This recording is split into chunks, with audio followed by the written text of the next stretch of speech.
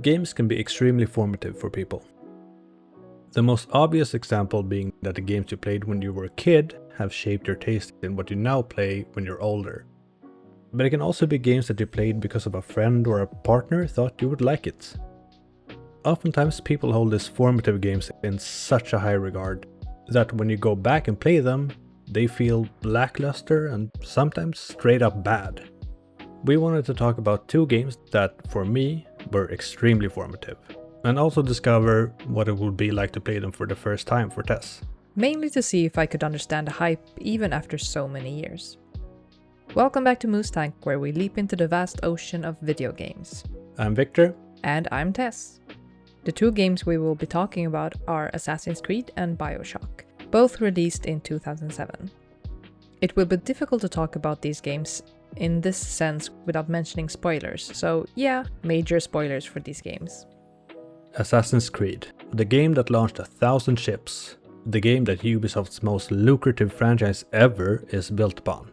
A franchise that has had more ups and downs than most roller coasters, riddled with both some of the most beloved characters in gaming and some of the worst business decisions made by a studio.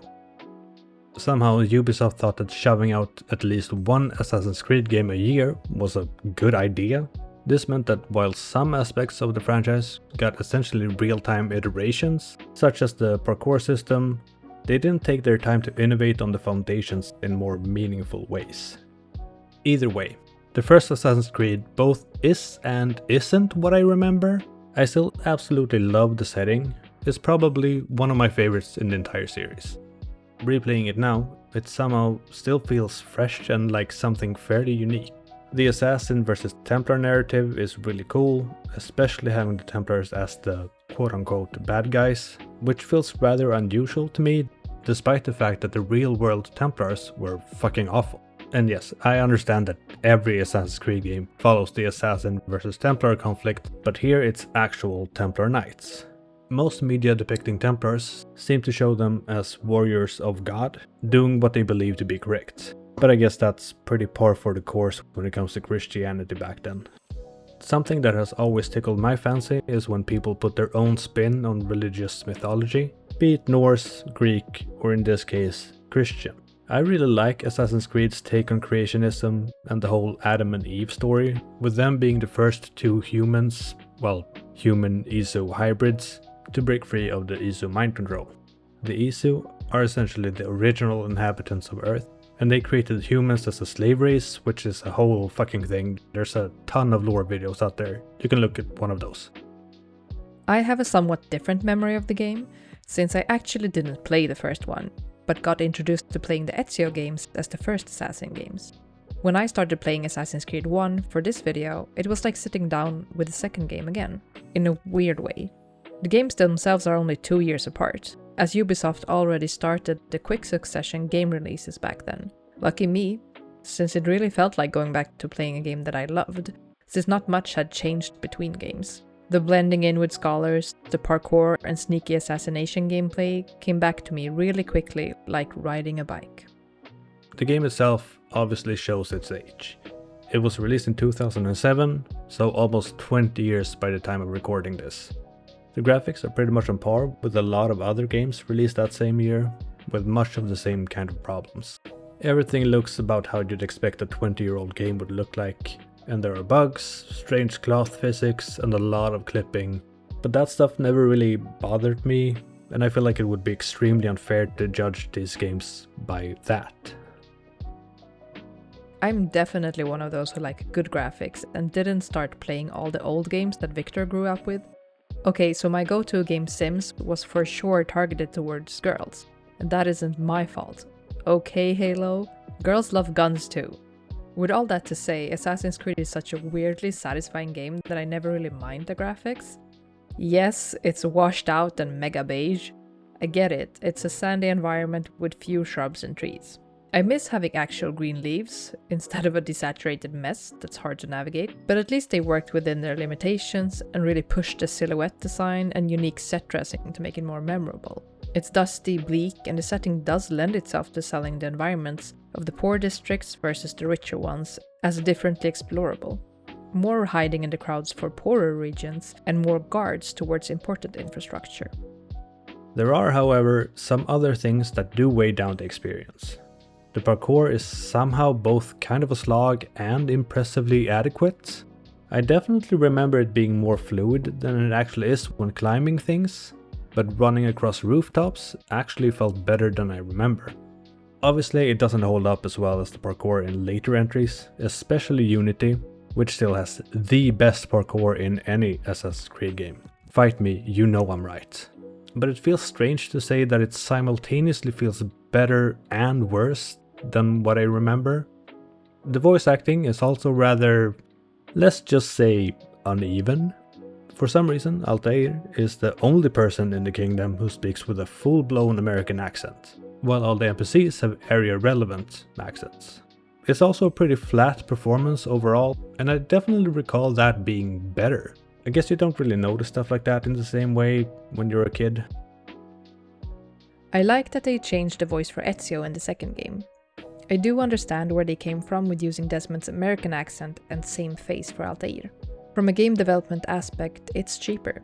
It's the same character model with different clothes, which makes it quicker to create the game. From a player aspect, it ties you together with the through line of playing Desmond experiencing a memory. Together with the glitches and memory jumps, it doesn't stand out too much. But yeah, an American in Jerusalem is a bit too touristy and modern, I suppose, which is jarring. There's so much reusing and shortcuts in games, and it's just more obvious in older ones where everything got reused, like we talked about in our Dishonored video.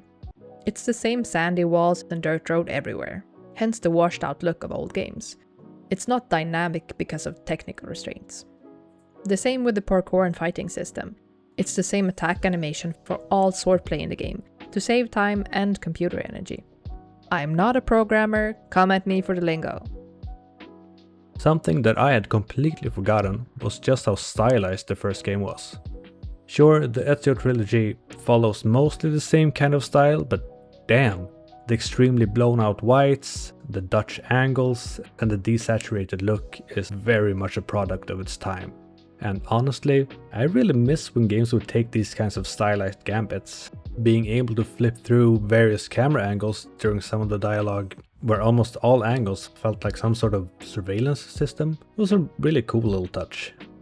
All the later games went with the more classic cinematic look than the first one, and while yes, it works very well, I still find myself missing the strange mid-2000s style from this game. The combat system is pretty easy, but with some good ideas such as combos where you press X again just after the sword makes contact with the enemy to do a finisher.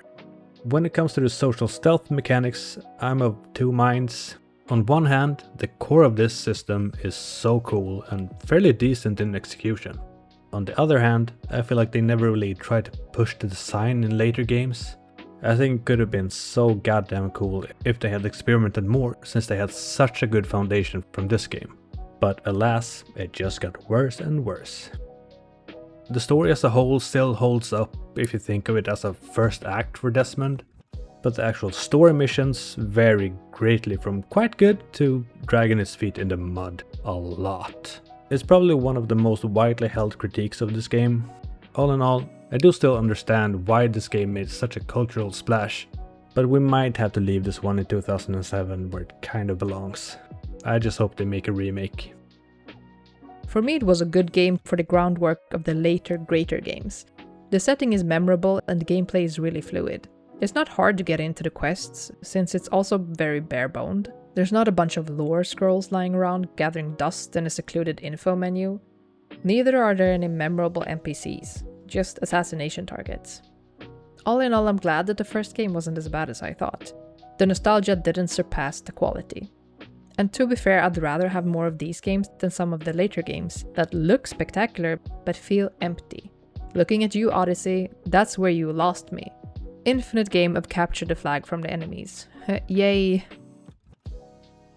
Bioshock was such a cultural phenomenon, with an interesting setting, great story, and one of the best twists in gaming. Just like Assassin's Creed, Bioshock was released in 2007, which in hindsight was such a great year for gaming. Assassin's Creed, Bioshock, Mass Effect, Uncharted, We ate good that year. I've always held Bioshock in such high regards, mostly for the story and the atmosphere, and I'll tell you straight away, it's still fucking incredible. Entering Rapture again after so many years made me just as giddy as it did the first time. It's one of those games that benefits from a second playthrough when you know the twist, the lore behind Jack, the protagonist. As a game, Bioshock has always been in my periphery. I've seen gameplay from it, but never played it myself. It's not been in my formative gaming portfolio. This wasn't a nostalgia run for me as much as an informative learning experience. Playing one of those games everyone always mentions, and now I get it. The setting of Bioshock is spectacular. A sunken Atlantis-esque city called Rapture, stuck in the 50s with steampunk flair and enhanced genetic modifications through drugs. Definitely unique on its own. When compared to Assassin's Creed, it's hard to tell that these were created in the same year. Not because the graphics are crisper, it's still pixely. I didn't pick up my game dev lingo weekly while writing this script, so pixely it is. The colors are vibrant with dark moody lighting and flashy signs everywhere. It fills the empty space with life through art when there aren't any people around. The city itself and some residents talk about how it used to be, the splendor before splicers took over with Andrew Ryan. What remains is visually interesting architecture, striking environments, and a sense of exploration in a linear game. There is photography, art, entertainment, and a modern cityscape with metro stations and tea gardens. Comparing Bioshock to Assassin's Creed feels in a way a little unfair to me. Assassin's Creed did so much more with the actual game design than Bioshock, which in turn means that some risks don't pay off while others do. Bioshock, in comparison, is a semi-standardized immersive sim, with the powers, level design and gunplay that still feels pretty good even 20 years after release. Obviously it's still going to feel a bit dated compared to modern titles, but personally I have an easier time overlooking faults when the design is, in general, safer and not as out there. I feel like the gameplay as a whole is very much a product of its time, and I don't mean that in a bad way. It's capable if somewhat, flat. There are no big, bold systems such as the parkour and social stealth from Assassin's Creed. It's very comfortable being what it is, an action-oriented immersive sim. The story and design of Rapture is where I feel most of the focus laid during production. Rapture is still this stunning underwater metropolis filled with creepy junkies and one of the most iconic enemies in video games, the Big Daddy. The gameplay was the only thing that felt a bit boring for me. Duly noted that I did pick the scenic route of easy mode just to get a feel for the game. I wasn't challenged for the Big Daddy battles, but I did play around with different plasmids to see what they did. Mostly it was basics like Electrobolt and Winter Blast that I enjoyed. Maybe because frying the tech was such a big part of the gameplay. And as far as hacking goes, it was fun. Although I did tend to shoot random robots that the game called mine, or maybe I was mistaken. Sometimes the VFX got to be too much to also remember that one of the drones was mine, somewhere in the midst of it all. Okay, so from here on there's gonna be some major spoilers. I still think that the story of Bioshock is one of the most genius ways a game has ever mixed the narrative into the gameplay progression. Every time Atlas says, "Would you kindly?" the first time player only sees it as, "Oh, I need to do this to progress the story." While on subsequent playthroughs you understand that this is not only dialogue, it's the narrative manipulating you into taking part of the story. When Ryan is doing his little speech and everything is falling into place, is to this day one of my favorite moments from any video game. You realizing that you're the one who hijacked the plane in the beginning, that every mission objective is a manipulation, and that Jack is but a slave to such a simple phrase is, to me, masterful storytelling that could really only have been done in a game format. I kinda also called it with a twist ending when I wasn't emotionally invested in Atlas and his family trapped in a submarine. There was no proof of the family, like voices, to urge me on, and the convenient explosion turned to revenge mission was a bit too fast for me. It felt calculated, and I stopped trusting Atlas from that moment on. I think it lacked a bit of a build-up to the explosion for emotional weight, instead of it being mid-fighting some random splicers. There were other examples of this as well, where I couldn't hear the tapes or quest update because of the fighting. I get that much of the game was running back and forth on the same map, and they had to spawn new enemies from time to time, but it got a little annoying for the immersion. My exploration was tied to gunplay and enemy movement rather than the actual scenic and immersive atmosphere. But man oh man did I fall in love with the environment. It gave me Fallout underwater vibes, and I was mesmerized by the sheer variety in areas, assets, and clever layout.